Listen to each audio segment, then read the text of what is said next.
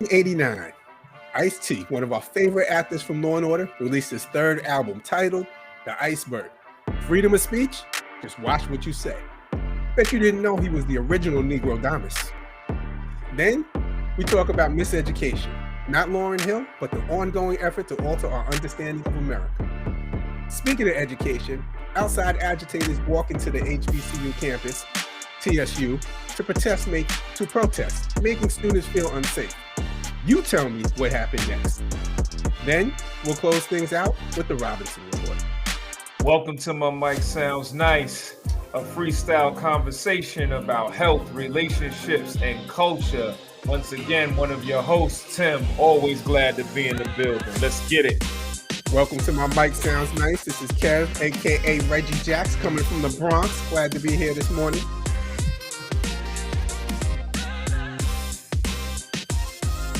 And that's my man A-Love coming from Long Island. He's here, but he's not here. Exactly. He's giving you the beats while he's stuck in his seat.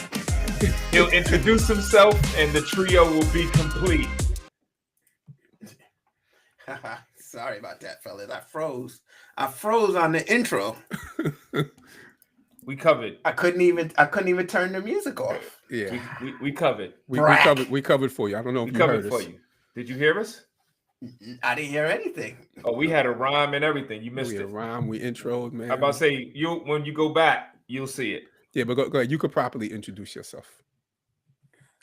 Oh, my mic sounds nice. Y'all didn't get that either? Yeah, no. We got you. No. Wow. My mic sounds like this is Aaron from Strong Island. Good to see you, fellas. Welcome, world. Welcome. Yeah. Even though freedom of speech ain't welcome. Freedom of speech is definitely not welcome. If you listening, if you just turn this on, before you go any further, make sure you like and subscribe. Yes. And if you're new, welcome. And if you're old, welcome. Yes. Let's dive right in. All right, we're going to dive right in. So, I make light of Ice-T in '89. That was his third album, and I remember liking the album. I love the title, "Freedom of Speech." Just watch what you say. It's kind of something I always said for years. And in light of what's been happening here in America, particularly after the Charlie Kirk being murdered, and people's response, and then the response to people's response, we really see that how the government can impact and sway what's said, what's allowable. And, freedom of speech is only about the government. And we're watching right now kind of what's going on. So, it's a thing where people are still saying that, yes, you're free to say what you want, but there's consequences for what you say.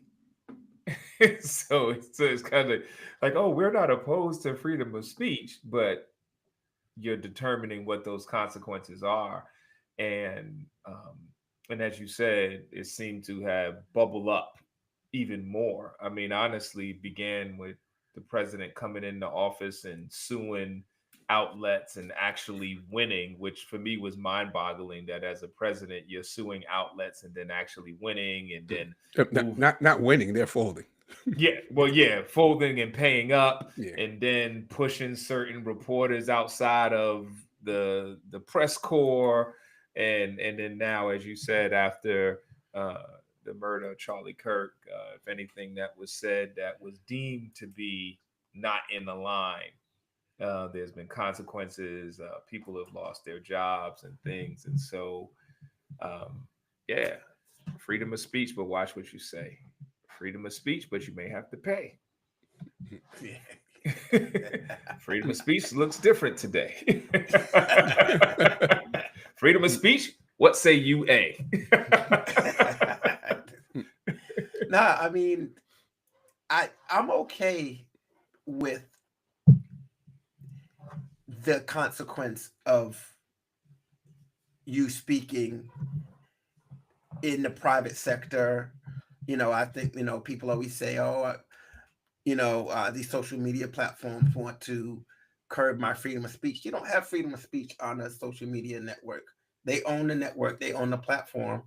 and they have a right to, dictate what is acceptable and what is not on their platform. So I'm okay with that. I'm not okay with a government protected right being subverted by the government. I mean, I don't think people realize right now Trump administration has kicked the AP out of the White House press room, then got sued by the AP, and the AP lost. Why did they get kicked out? Do you remember why? I don't remember the exact incident, but I I know.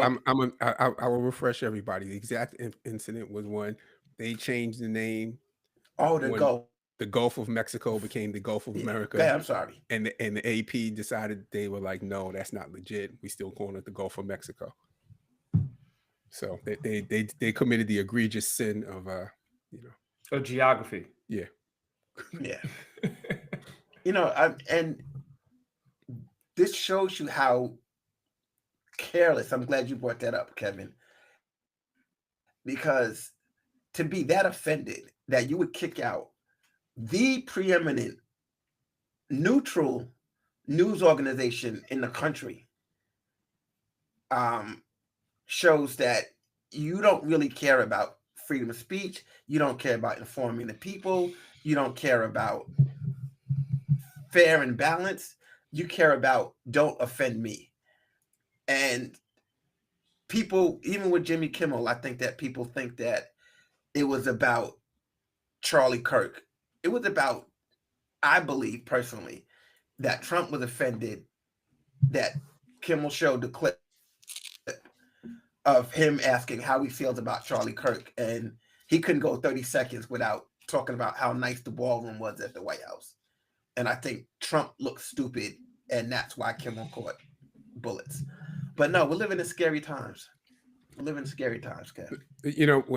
When I look at the whole situation, I'm like, this is America, and I'm always want to take it back to just during the civil rights era when people were fighting for rights. You know what they did to people when they're children, when they're young black children were trying to fight and saying things and going to freedom counters. They put pressure on them. Communities put pressure on them. The whole community is a concerted effort, whether it's communities, whether it's government officials, whether it's jobs. You're going to lose your job. Your parents going to lose your job if you're out here saying these things. If you're fighting for these different things, and one of the things that is well known, they said if if it happens to the minority community, it happens to black people first, and then it typically trickles down. So many times in society, in America, in history, and we're going to get into that later on, where things that they have done to our community, how they treat us to our community, where they completely ignored, oh, that didn't happen, oh, it's not that way. And then when it trickles down and it happens to you years later, because that's the way that happens, everything is always a test case. This is where we land. It's disgusting. It's filthy. It's an awful way to be, and it's not a free and fair society. And Aaron and I, we always have these arguments about this. Unfortunately, this is the norm. Norms are not permanent. Norms. What's normal yesterday is not necessarily what's normal today, and this is the new norm. Is it the new norm, Kev, for while Trump is in office? Is it the new norm when a Republican is in office? Or is this the new norm? And if it's the new norm, how much trouble are we in, Tim? I'd say this. I think that um, there is there's a machine, there's systems, there are people.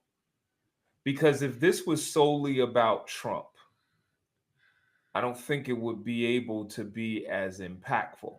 He clearly is the one who has been positioned to be the front and mouth off the ideologies and things of that nature.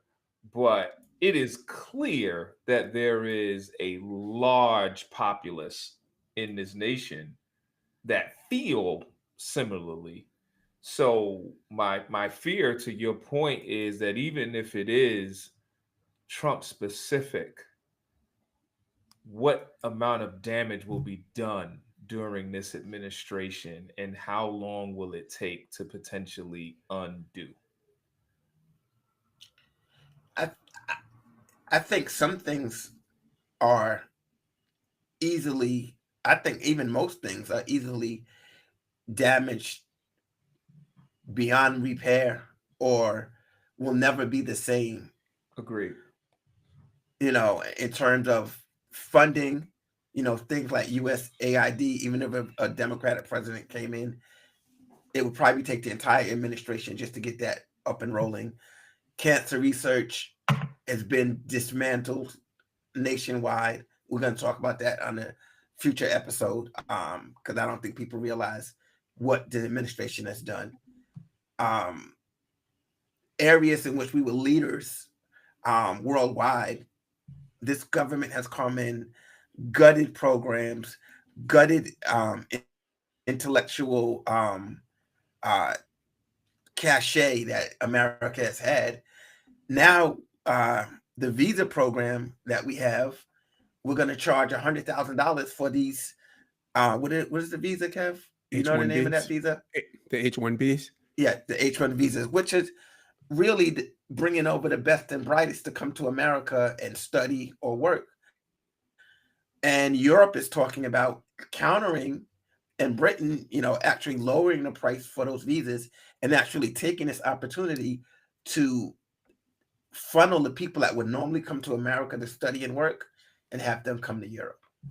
So to your point, Tim, I think we don't realize the damage that has been done to the First Amendment, to uh, organizations, to museums.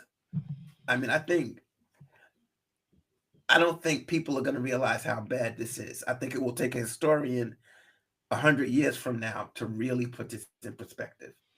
Because Because I don't even think in 20 years you could put it in perspective. I think it lends to what Kev was bringing up, and this notion of the tactics not being new. They may be resources for it to be expanded or things of that nature, but between nephews and children, we all have young people that are in the process of coming of age. So this may feel new to them because this may be the first time in their life cycle. But the truth of the matter is, we are still feeling the repercussions. Let's just couch it when you said Republican. We're still feeling the repercussions of decisions that were made in the first Reagan administration. Yeah. And that was 45 years ago. So I'm just saying that just to timeline it, that we probably won't be here as us three when people are really starting to understand and evaluate the early 2020s. If you couch the first and second Trump administration, that's like, yo, man, like 2016 to 2028, like, yo, what was happening?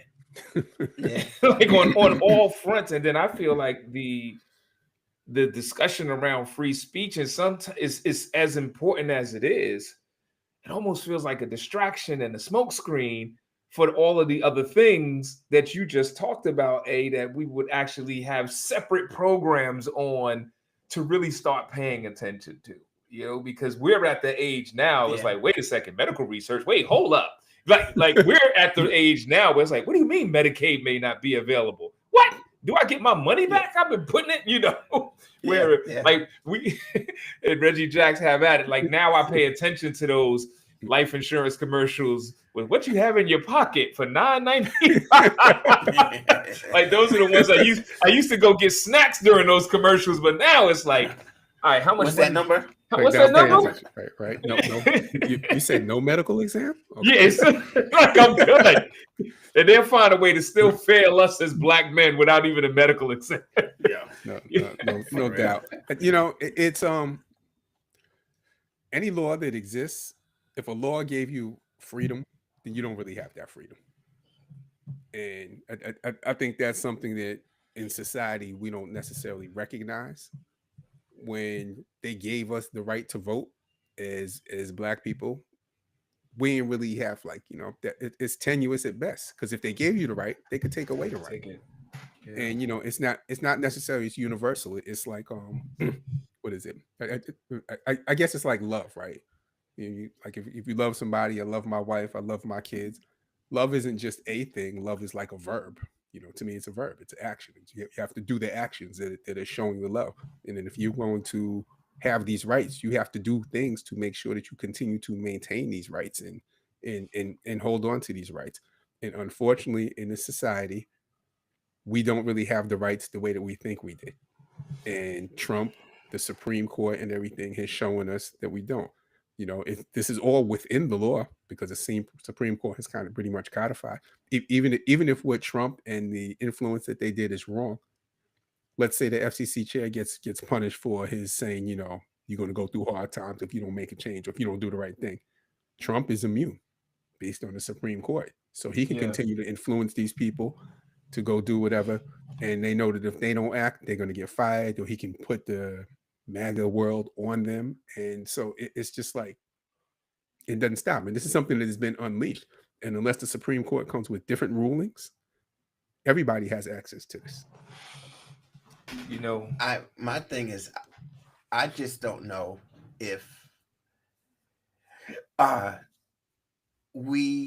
First Amendment, the reason I'm concerned is I don't know if Trump really is a person who wants to be king and take over as king, but his actions are straight out the playbook.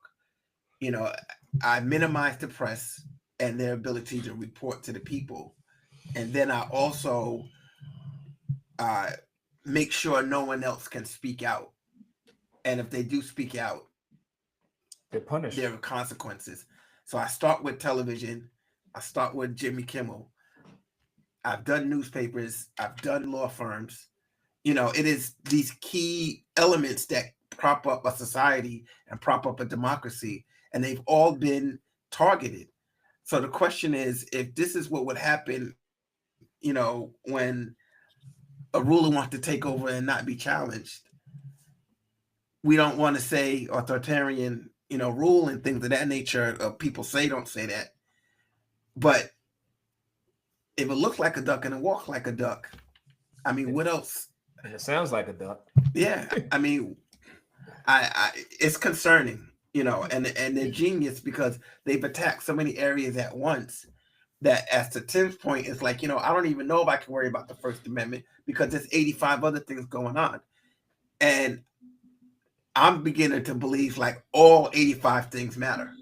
Yeah, but they know that it's like it's like 1A, 1B, 1C as opposed to 1, 2, 3. They're all first, and how do you do that? But I think just as we begin to put a wrap on this first segment, I'm just reminded of even in the civil rights movement, there's like understand as hard as it is to change a law, it is that much harder to change a heart.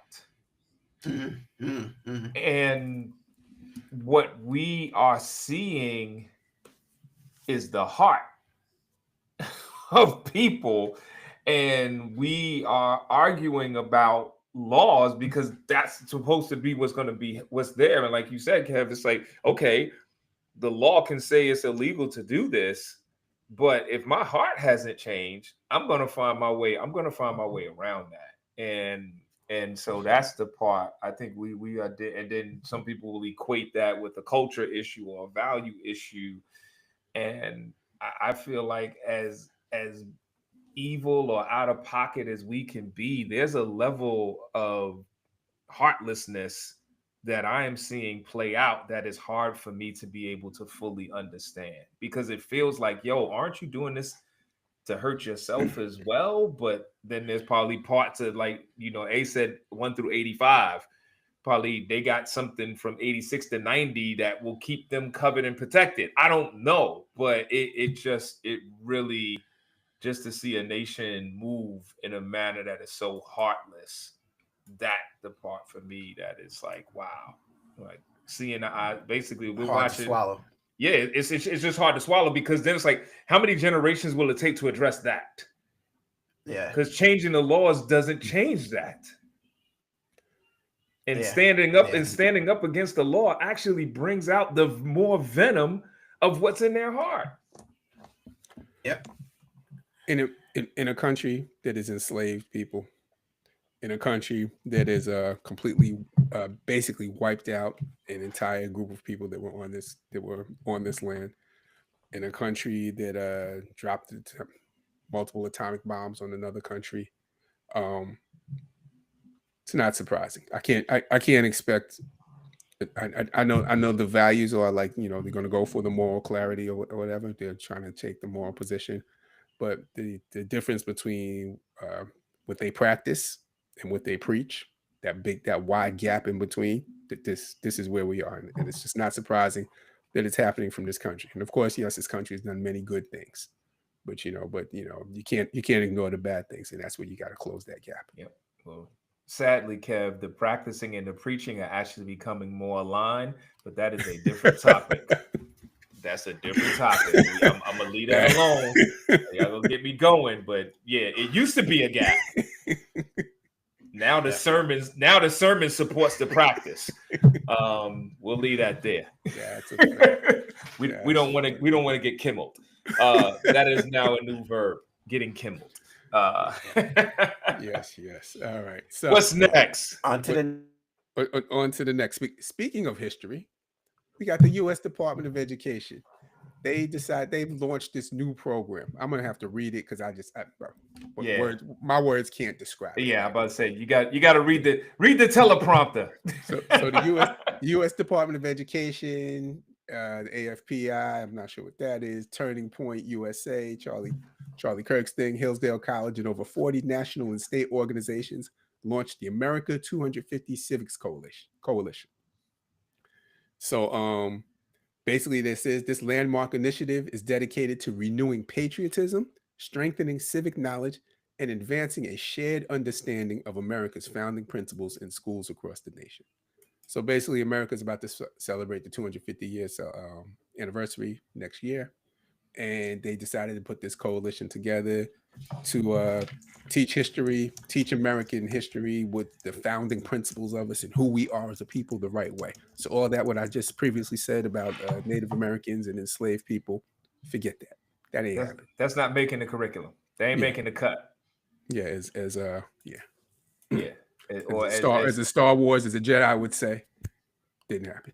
I was gonna say, or as our producer Aaron would say, that got cut on. What is it? You got left on the floor when you're editing something. It's the cutting room floor. If it doesn't make the final, it got left on the floor.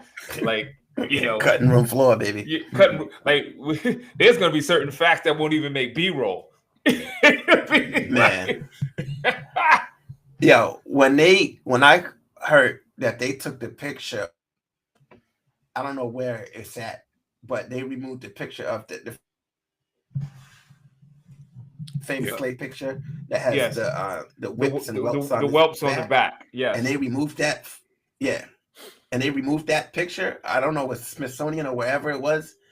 I'm like, that's just factual. Like, that's not. There's no debate. That happened. We got a picture of it. It encapsulates the time and the reality of slavery. It says it all. You don't need a description of anything. Just look at that picture. Yeah, exactly. But as we said in that previous segment, like, there's so many things, and the plans and things are in place. Like, just in my mind, we could take this all the way back, but just to give a contemporary starting point, the backlash when the 1619 Project came out. Yep. And then remember, they were threatening to cut funding from schools that was going to teach using the 1619 Project. Then you fast forward, you start banning books. And at first, that was a K-12 thing, so higher ed is still doing their thing. Then you start attacking higher ed. So all of these things are taking place, and then you start dealing with free speech. And then you circle back, and now, okay, we are going to reshape what you're being taught. And to your point, what you said earlier, which is so key, like right now, Okay, we are on platforms that we don't own. So they could decide what we are saying is a no-go and it's gone. You think about a lot of the ways we get information now, we're really just sharing it. We don't own it. Mm-hmm. So at any given time, I was even thinking this morning, most of the time when I'm reading my Bible, it's an app. I don't own that. So all of my highlights and notes is gone. Like, so to a point where for protective measures, we're really going to have to go back to the things that I see in both of you all's backdrops. Books. Like, you are going to have to own the information. Otherwise, we're going to have generations that's going to grow up thinking what we know to be true doesn't even exist. You know, I had the just coming from the school where I went to, a primarily white school. Um, Probably wasn't necessarily well resourced. I never had a history book that had the current president in, in the books that we use, and I'm sure you guys got the same experience as far as that is concerned. Yeah. But when you get to Howard, and there's just certain new things that you learn.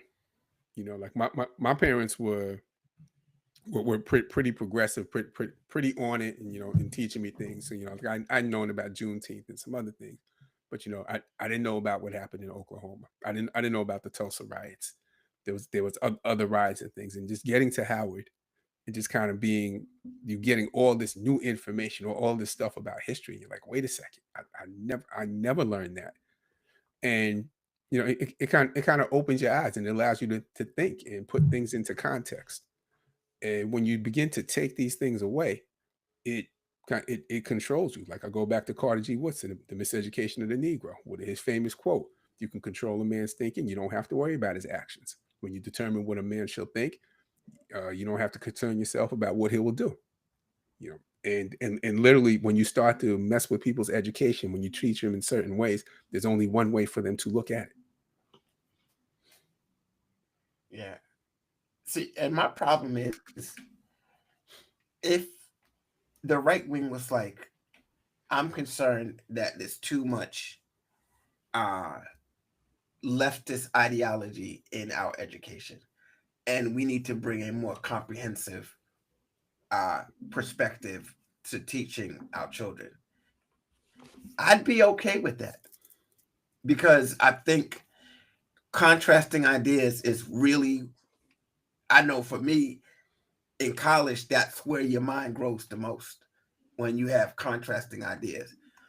We all know the very simple Booker T verse, uh, Du Bois argument in English, freshman English, and having to think about the two different mindsets in a poli sci class.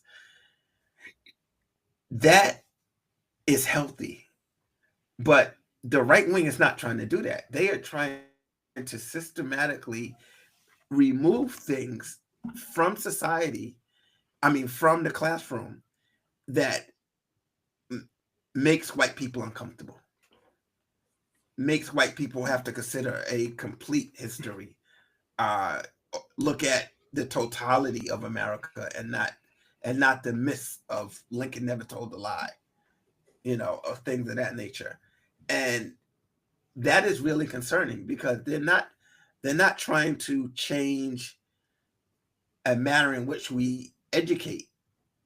They're actually trying to control, like Kevin said, the minds of people, with a very specific agenda, and teach very specific things. And that's scary, because that's also, you could say that is a democratic version of re-education camps. No, I mean, and see, Kev, unlike you, my parents didn't, I did not learn, I don't recall learning any Black history inside of my house. Me neither. And so I am of the mind that's like, okay, if this was happening when I was coming up, my worldview would have been what I was taught in the classroom. it just was not, it wasn't something that my parents talked about. Like, I mean, they both were born in 41 and 42 in Suffolk, Virginia, dead smack in Jim Crow. Maybe they processed it by internalizing it and not sharing it. They're neither here now, so I can't even have that conversation with them. But so for me, that's where it really becomes dangerous, because I know my whole mind got open when I got to Howard. Will there be a Howard life? Because hey, and let's keep it a buck. I work there now. Mm. The collective that we assembled when we came in, I don't think that same diversity in thought is with that. I mean, just based upon price points, GPAs, other data points of who gets in, I don't know if it's as diverse in thought as you think about. Like in love, we And had experience. we had And major experience. yes, we had arguments about our experiences and different things, like to the point where it's like, yo, are we from the same state? Yeah. Because like literally Brooklyn, Long Island, and Warwick, when we land in Northwest DC down the street from Howard, China, we might as well have come from 3 different planets. Yeah. Yeah.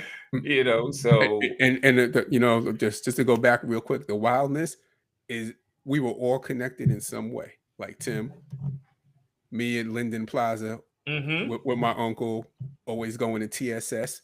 We could have very well been in the same store in the same spaces together. Yes. And never knew. And never knew as little kids. Aaron in my AME church, my reverend left Warwick and went straight to Aaron's church in Long Island. Wow. Yeah. Yeah. And you know, and yeah, and like we don't realize until freshman year we walking across the campus, and we bump into the Reverend's son. It's like, oh, how you know him? Wait, what? But yeah, so I just think that it is imperative for us to really, I mean, we're going to have to go back to those African American literary societies. I think education can no longer be solely the responsibility of schools.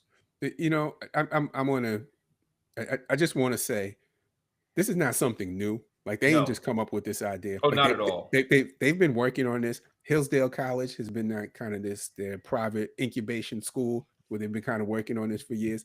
They have an exam. They have a new college. It's a college entrance exam, but the other one called the CLT exam.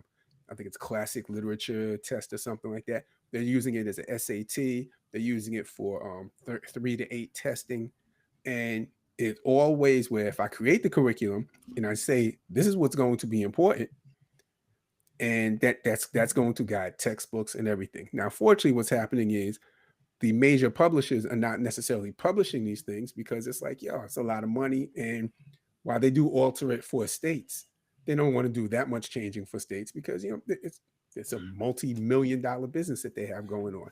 But at some point in time, if you continue to force and put all the levels of pressure on these organizations, on these companies, on these state curriculums, we're going to be in a bad spot. I mean, I just think that it is imperative that we realize that when anyone's trying to control your education or direct your education as opposed to expand it to all viewpoints, and they have an agenda, then you need to say as a parent for your kids, hey, I might have to do some supplemental education on my own because I can't trust what's going on. Yep. But it shouldn't be I don't like what's being taught. Like I said, I don't have a problem with right wing viewpoints being taught, especially in college. But it's the reduction and control and removal that is really alarming. And to your point, as we wrap this up, like the notion is by the time you get to college, there has been you've had the opportunity to develop critical thinking, to develop being able to compare and contrast, to develop positive ways to argument. But now, if you take in the curriculum and you're pushing it down, that's the danger. Because now, while you're Yes. learning how, I'm just giving you one vantage point. And so for the parents, um, I always tell people now that we have to get out of the notion of learning only being an academic achievement. Learning has to be a life skill. Because if you think about it as a life skill, then you're always like, okay, whatever I'm doing is an opportunity to learn. Every time we do this program, it's an opportunity for me to learn and to learn from you all. But if I just couched it as an academic achievement, okay, when I'm finished with school, I'm finished with learning. And if the opportunity to get for you to give me information outside of school, I don't value it the same because I'm not getting tested on it. So Yeah. there's a lot of work early on that we got to do. But I'm pretty sure we'll definitely be revisiting this. But Before we move on, yes, Dottie 420 says, I'm so blessed to not have grown up with a victim mentality my whole life. Good for you, Dottie 420. I'm concerned that there's a lot of people that don't have households that are provide, positive reinforcement in all situations. I'm just going to refute that. But go ahead.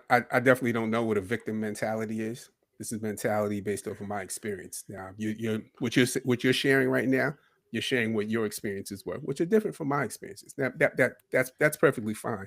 I'm not going to negate what you believe, what you experience, and what your interpretation of that is. And I'd appreciate you have the respect for us and what our experiences are, because clearly they're different. But unlike you, it appears that I am able to take in somebody else's viewpoint and experiences and have some understanding, have to be able to interpret and share. But thank you for sharing. We appreciate that. this may be our last Well, live Tim broadcast. and Aaron appreciate that. This may be our last broadcast. I know. For my mic sounds nice. I said I appreciate it. This guy is murdering the audience. I'm trying to show love, man. It's all good. It's all good. Love comes in different forms because love is a verb. Yeah. Nah, in all seriousness, the reason I read it out is because we appreciate the comment. Yeah. Whether we agree or not, this is the whole point, is that we live in a time where people aren't talking to each other. Yeah. And aren't sharing and aren't understanding each other from all sides. Yeah. And that's not what we're gonna do here. We're gonna this is education in action. Exactly. Yeah. Like and Daddy, if I misinterpreted is okay too. Yeah, if I misinterpreted it, my bad. But just I'm the angry guy, so just remember that. Well, but honestly, words have power, and I think so much we grapple with is really around identity. Like the whole discussion that we just had about what they're doing with this new civic curriculum is shaping identity, even though there is tons of research now that when the three of us was in school, we didn't see ourselves positively in books. We didn't see many teachers that looked like us. So, but since then, there's been research that has been done, objectively, scientifically evaluated, that shows the positives of having reflections of yourself and information and the importance of teachers and this, that, and the other.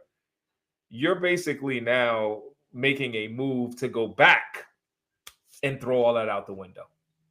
So a generation from now, you'll have people that look like us that will have to go K-12, and in order to be civically minded and patriotic, everything that I'm saluting and celebrating really doesn't look like me. So yeah. So that works, but that works. So let's go to college. Let's now we back in college. So here we go. as I said in the opening, right?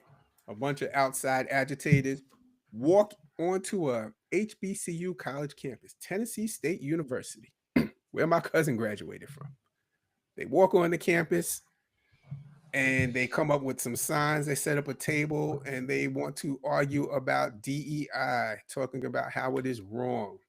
And they set up a table and they proceed to try to have a conversation a la Charlie Kirk in Turning Points USA style.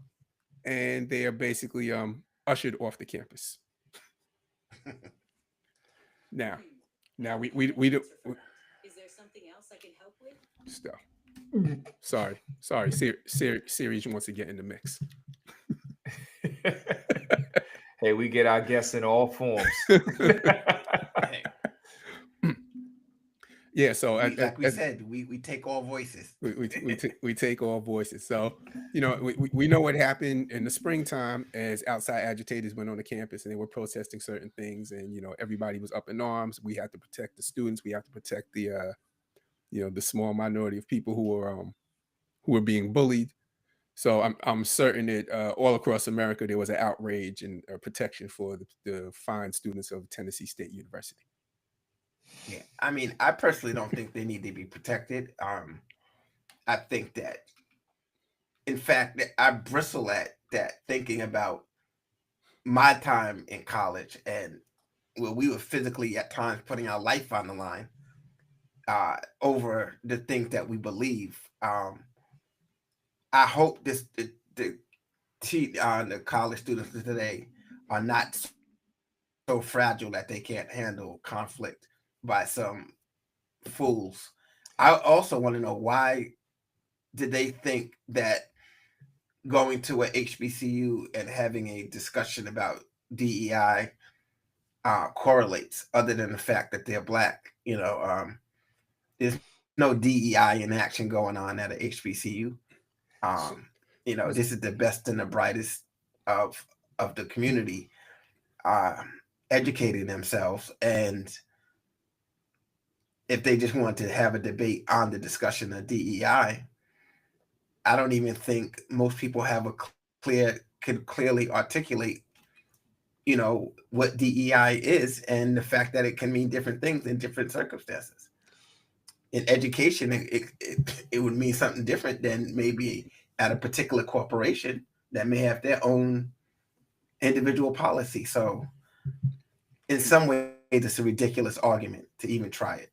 So Before Tim, yeah, before yeah. you jump in real quick. So the two dudes that went on there, Lance Johnson and Cam Higby, part of the Fearless Debates group. They said they were trying to honor Charlie Clerk. You're a little low, Kev.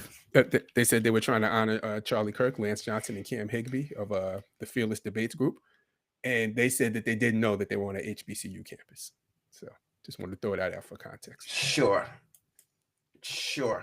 So see, this is when it becomes laughable. Because what I was going to say, it definitely came across as trying to honor or pick up where Charlie Kirk left off. But if you go look at the tour stops that were slated for what Charlie was doing, none of them were historically black colleges or universities.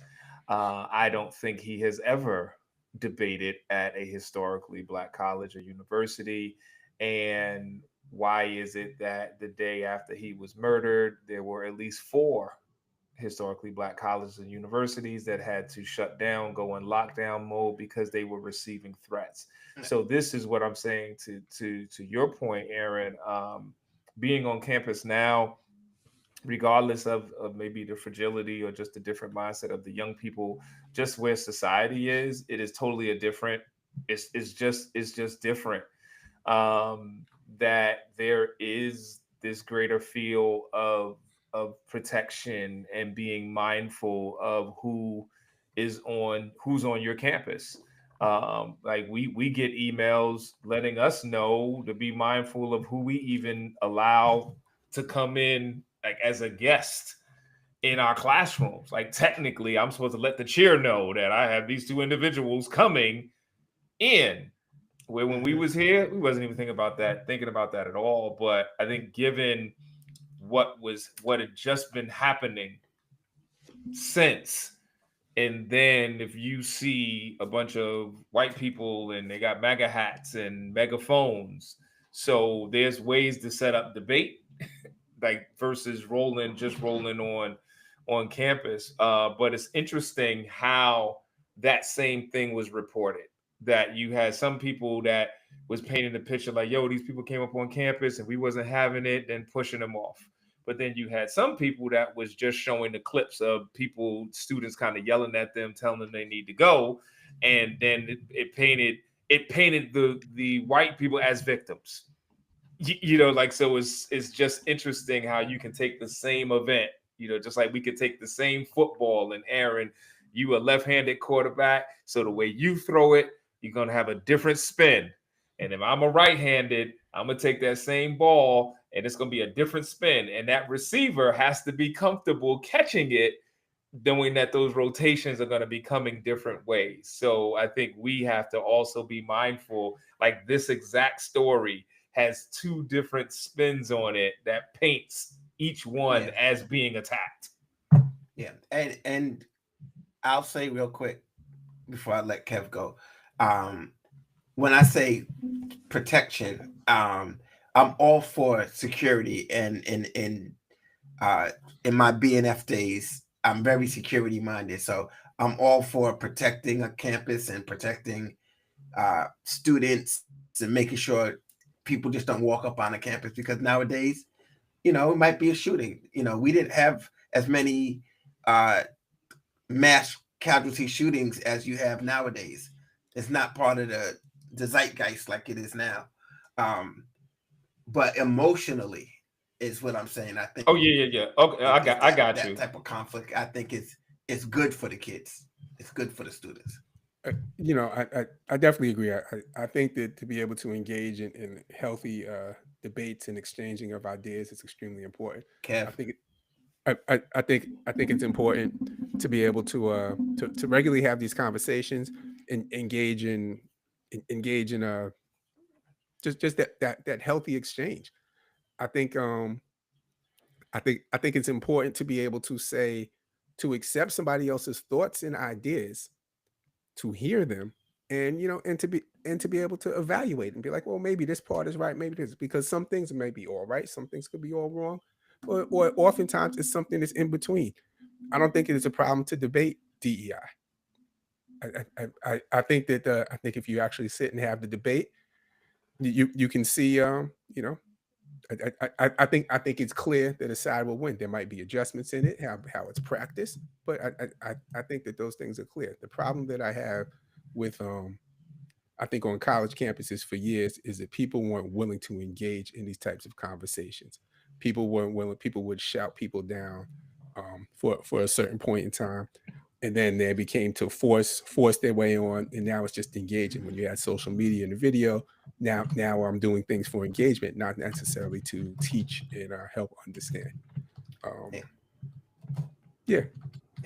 So Dottie 420 wants to ask another question. I'm typing. So who's in the wrong here? The bottom line is this: the debate is trespassed on campus. Yeah. They're wrong. Yeah. So anything that happens after that, that's open for discussion. But what people need to understand, you want to come college campuses are not just open for anybody to come on. That even if it's a state institution, because it's one thing to just walk across campus, but you're coming on campus and you're setting up. I could say without this. A permit. I could say this as fact. The students at the campus have to get approval to set up tables and stations, and they pay tuition there. So for an outsider to come on, try to set up shop, they're wrong. Yes. That I belong to an organization. That's not debatable. Yeah. I belong to an organization at Howard, called Black Neoforce. What's up, Chuck?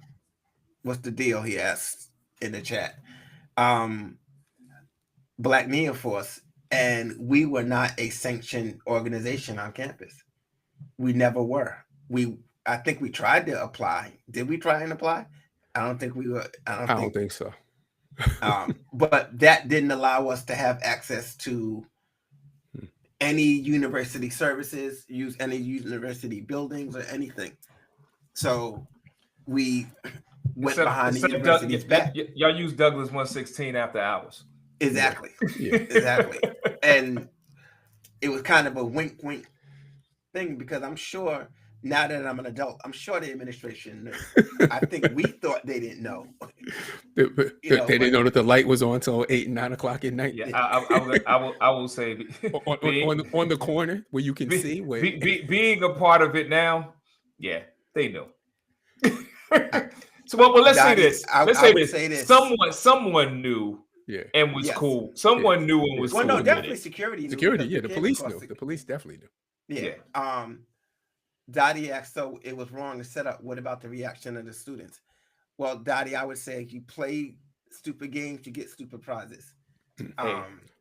Play this. I don't think you could come someplace and agitate and not expect not expect the response. Like, you coming to agitate for a particular reason. You're looking for that response. And the thing is, the response was loud. The response was not violent. Yeah, Nobody got hit. They were told where to go and how to get there, because actually the campus police got involved to make sure that they were ushered off. So let's not use terms that could easily be misconstrued. Yes, I can become violent with my voice, but this is what we're not gonna do. I don't even agree with that. No. I mean, you can become aggressive. Yeah. I mean, you could be. I think you could be violent with your words over time. Violent? A level of violent, like verbal abuse. Yeah, we'll just have to agree to disagree. Yeah. But I respect what you're saying. But I'm just saying, I think we're saying the same thing. But we're saying the same I'm a word thing. guy. No, we're saying the same. The fact is, as we transition, only because of time, when people say violence, they tend to immediately think physical. There was no physical violence in that interaction. Were the students while you loud? can be harmful with your words. Yeah. While were the students loud? Were the students vocal? Yes. Way to go. Yes. If it would have happened, it happened at Howard. It might have been more vocal. Yeah, Dottie, I would say they're lucky they didn't come on campus when we was in school. Oh, that's a whole different era. It would have been violent. It would have been violent. They would have been escorted off the campus. Yeah, head first. Definitely. It'd have been escorted off the campus by the non-student group. Yeah. So exactly. But Charles says real quick before we move on. No, don't tell us secrets. The doors were locked in Douglas 116. So absolutely, we're locked. We climbed through the window. Shout out to Chuck, aka Joe Clark. Yes. Keep the chains. Code 10. The enemy's in the building. AKA Divine Wind. Yes. Charles thinks violence is an action. We with you, Chuck. Now, go ahead.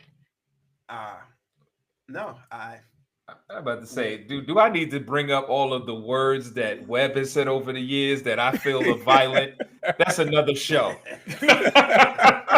that felt very violent to me. I'm about to say, the way he would say bruh in certain conversations, say bruh. Yeah, say bruh. With that little slugger hat. But yeah, so let's end this show on a high note. On a high note, the Robinson Report. Yes. Now it's time. Yes. We're going to talk about those things. Hey. Giving you life. Hey. Yes. Making Reggie Jacks mad. But I've already just expressed my anger too much today. So I'm going to try to bring it down just a smidge. I think you need to start. You need to start, RJ. I'm going to need to start? Right. Yeah, you need to start.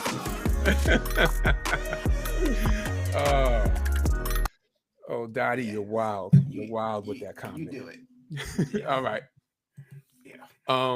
So I'm always angry. I'm always mad. Here's the deal. I'm not going to be angry today. Last week, I was at a client and, near the Brooklyn Bridge. I said, you know what? I'm going to walk across the Brooklyn Bridge. It's a warm day. Let me take advantage last one of summer. So I walk across the Brooklyn Bridge. Remember the old times where I used to walk across the Brooklyn Bridge every day to save $1 for the subway, right? So as I'm walking, I keep strolling. So now I'm just strolling uptown. I'm passing the courthouse, and I come past the tombs, and I see the bail. I see the spot to bail out people. Right. I'm sorry for those that aren't familiar. The tombs is where you go from right before you get arraigned in jail when you get arrested in New York City. Right. So I'm downtown.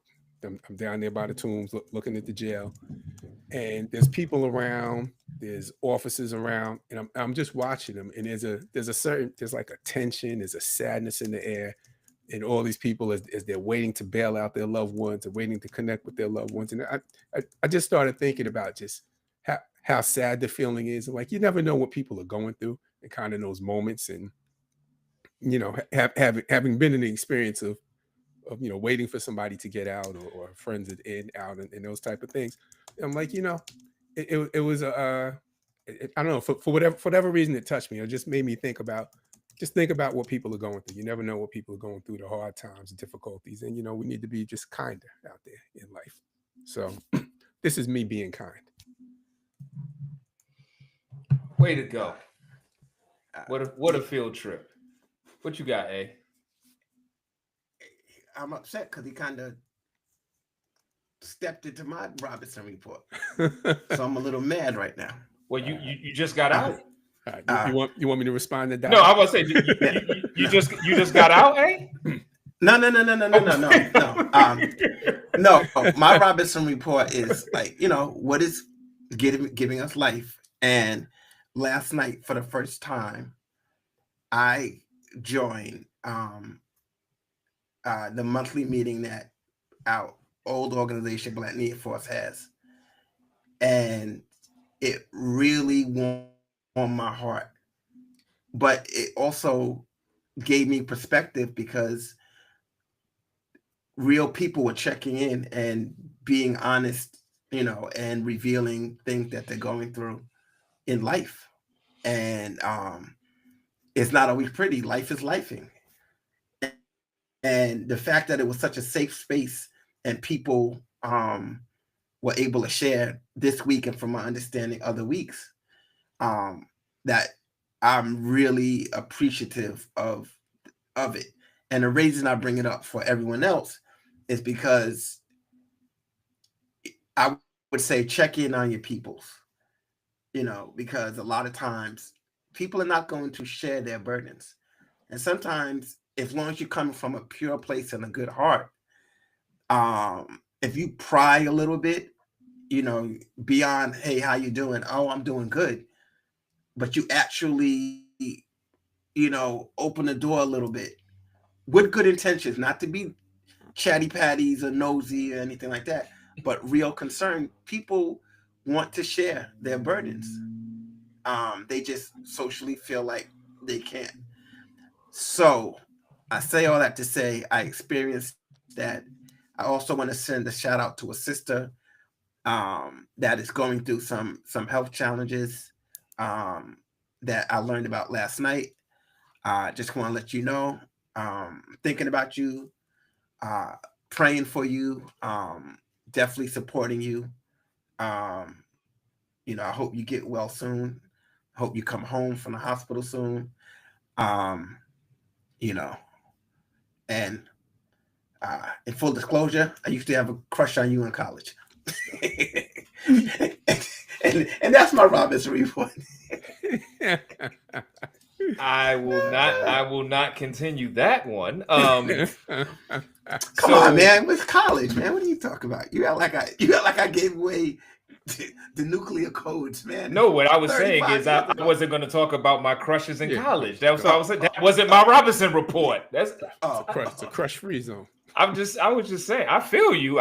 That's a whole different show, But yeah, I got you. Yeah. But more importantly, the focus on checking in on people and really do understand, like, because I mean, to that point, in some ways, we have to make sure our relationships don't get caught up in time capsules.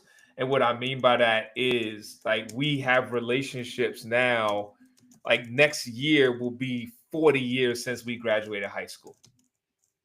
You know, like, and so there's some people that we knew 30 years ago, and if you haven't been checking with them in your mind, you kind of time capsule it that they still are where they were when you were interacting with them, as opposed to how is life treating you right now in the current. So I'm feeling you. My Robinson report is actually for everyone, but it's really for you, because when it comes to MCing, you are the MC's MC in the sense of your evaluation. And this brother Locksmith, his new album Wine and Circus, lyrically, this brother's a beast, and I'm saying it Okay. from Tell us his name. How do you say it? locksmith, just like a locksmith that would put a new lock on your door. Okay. This album was done with the Heat Makers. They did all the production. You know the And name of the album? Wine and Circus. Wine as in Wine is okay. in drink. Wine and Okay. Circus. It came out September 16th. He got a joint on here with Styles P. He got a joint on here with Joel Ortiz. He got a joint on here with my son. Like, he is a lyricist, and not necessarily from a standpoint of giving you all of the figurative language. Like, he makes you think, and his ability to take what is happening today and break that joint down in rhyme, I dare say, is KRS-esque. Wow. From a knowledge standpoint, to put it in bars where you're like, what did he say? So that's giving me life. Yes. But you can find him on IG and everywhere. So, but yeah. So All right. no mumbles at all. No mumble rap. No mumble rap. At all. No mumbles, no sounds, no skeets. No, Yeah, I'm about to say no mumbles, no ad lib, no skirt skirt, none of that at all. Like, this is on some grown-ish. Yeah. So his lyrics are collegiate. I'll leave it at that. All right. All right, y'all. Okay, Yeah. but before we Hold go, on, Daddy 420. Please come back in 2 weeks. 8:30 on a Saturday. I look forward to your thoughts. You add a different perspective. So come back and share, and we can disagree again. But you're welcome here. We're willing to hear you out. We're not gonna call you names or disparage your points of view. We actually want to hear them. Because if you got a good point, us three will listen. We think you're wrong, we'll tell you why we think you're wrong. So yeah, my mind come can on always back. be changed. Even though I'm always angry, my mind can definitely always be changed. And we will rise above your disparaging views and name calling too. Yeah. Because one thing we refuse to do is have our elevator go down. We've been in the game too long. So this is Tim. Exactly. my mic sounds nice. And always a pleasure to rock with my brothers. This is Kev, aka Reggie Jacks, saying peace from the Bronx. My mic sounds nice. This is Aaron from Strong Island with the sword and the shield. My mic sounds nice. We bring it. We bring it. We bring it. Yay, Peace. yay. Peace.